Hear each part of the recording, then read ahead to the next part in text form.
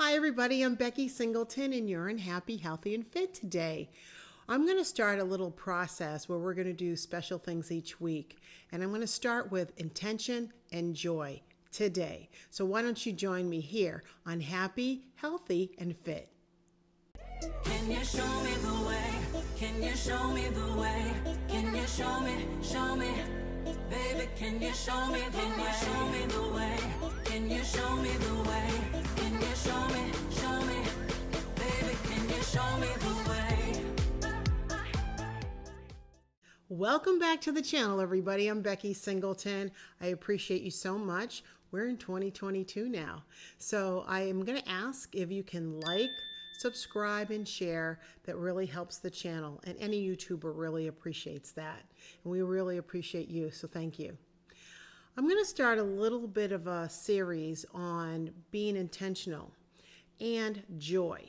So we're first going to talk about intention. It's funny, I was thinking about this for the last few days, and then on Instagram I saw a childhood friend of mine named Michael Stroud. Michael, how are you? Good job today. But he talked about being intentional with life, with this is the only life you have. And it's funny, I wanted to piggyback a little bit on that because that's what I was thinking about talking about. So it must be out there in the ethers for us to all talk about. But it's very important that you understand intention.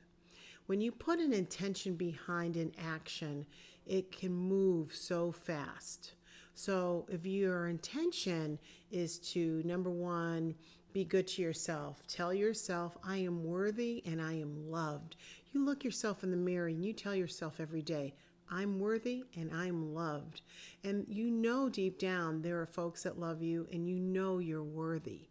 So by repeating that, that's an intention of filling in your soul. And for those that struggle with how they feel about themselves, because people do. I talk to people all the time and I'm often surprised because they're so professional or they're older, or you just make assumptions that they do feel good about themselves. But what happens when in their environment, sometimes things around them may be so negative that it brings them down. They have to crawl out of that negativity, get rid of it, so that it can build their self-esteem, because everybody is worthy of a great, great life, and you are too. So let's go back to intention. So I love these cards. I have a number of different cards that I do, but because we're at the beginning of January, I want us to try to do something together. So every morning for 30 days, I will intentionally intend for 30 days. So what the card says is, if every morning for the next 30 days, you begin your day by saying, I intend to see something good. I expect to see something great. No matter who I am with, no matter where I am, no matter what I am doing, I intend to see that which I want to see. You will change the momentum of your life experience.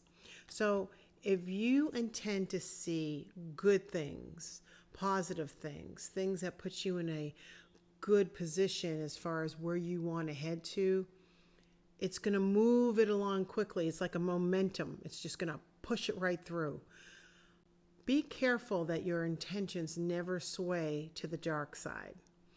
And a book I read many, many, many years ago was called The Seat of the Soul. And the chapter of intention was so profound.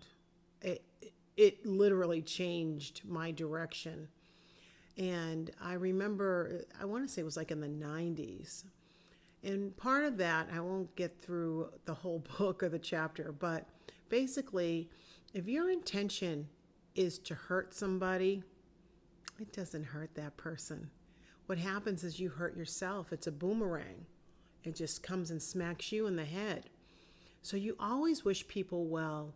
You always wish the best. Even if it's not a good situation, you want to make sure that your intentions are always positive. Sometimes those negative intentions tend to be low vibration, and you don't want to get caught into that because it's nothing worse than hurting yourself when you think you're hurting somebody else. So no bad intentions. Keep your intentions positive. Keep your intentions focused on yourself. Yourself. Just focus on yourself. That's all you need to do. If you keep your focus on self, so many good things happen. What do you want to do? What kind of projects do you want to start? What kind of hobbies? Just go and start to just really dig into yourself. And so many good things will come of that. So I want to start talking about joy. Joy, I love that word. I love the word joy because what do you feel when you hear that word joy? Happiness, right? So I want you to think about 7 things that you would absolutely love to do. Go somewhere, travel, massage, read a book because you don't have time. What is it that you want to do? Jot down 7 different joyful things that you would want to do. The next thing I want you to do is figure out why you don't ever get to do those things. What's stopping you? Is it lack of money, lack of time? Don't put yourself before other people so you get put in the back burner. What is it that's stopping you from getting that joy? And then the third thing is taking 2 or 3 of those items, taking them in your calendar, marking a day where you're going to do a massage, you're going to take a trip, you're going to read a book. You're going to put that in your calendar with a time. What time are you going to read that book? What day are you going to leave for that trip? What time is your massage going to be? Put it in. I put a lot of things in my phone, so it would remind me. I'd set a reminder. And make sure you follow through with that. And find out after you do that, the joy that comes in for that. That's just a great way to start that passage of bringing more joy into yourself. Taking deep breaths, being still with yourself, thinking about what you want. That's how we can improve our life overall.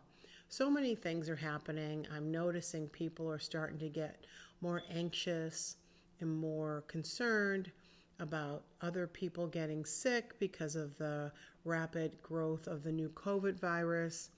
Listen, continue to do the things you know you need to do. Washing your hands, wear your masks. For those that have the shot like I do, you still practice those things. That doesn't make us less immune. It'll just make us less vulnerable, hopefully. But those that don't have the shots, I encourage you to please reconsider that. And if that's not your choice, continue to wear your mask and wash your hands and do all the things you have to do. You got to take care of yourself. Everybody has a choice in life. That's your choice. That's your choice. I'm here to take care of myself and my family. So I encourage everybody to try to bring down that anxiety. Try to do things that still make you joyful without bringing in that added unnecessary kind of anxiety. So those are some of the things I want to start to do. I want us to also start to do an I am practice. So what do I mean by that?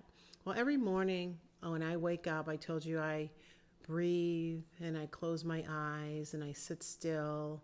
And the beginning factors of gratefulness, I start to be grateful for the things that I have and things around me. But I also do an I am strong. I am productive. I am prosperous. I am, capable of being a great partner. I am. Whatever comes to your mind, it changes for me every day. Depends what I want to remind myself of. Think about what that is for you. I am happy. I am joyful. I'm at peace. So think about what your I am is when you wake up in the morning. Take a deep breath and start to recognize that you are with an I am.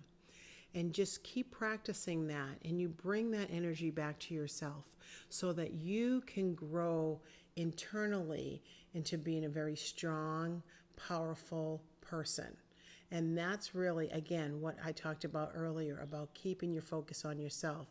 Your intention has to be positive and focused and doing the things that make you joyful and happy. So let's start this new 2022 on a really good note. I'm Becky Singleton, and I'm just like you. Can you show me the way? Can you show me the way? Can you show me, baby? Can you show me the way?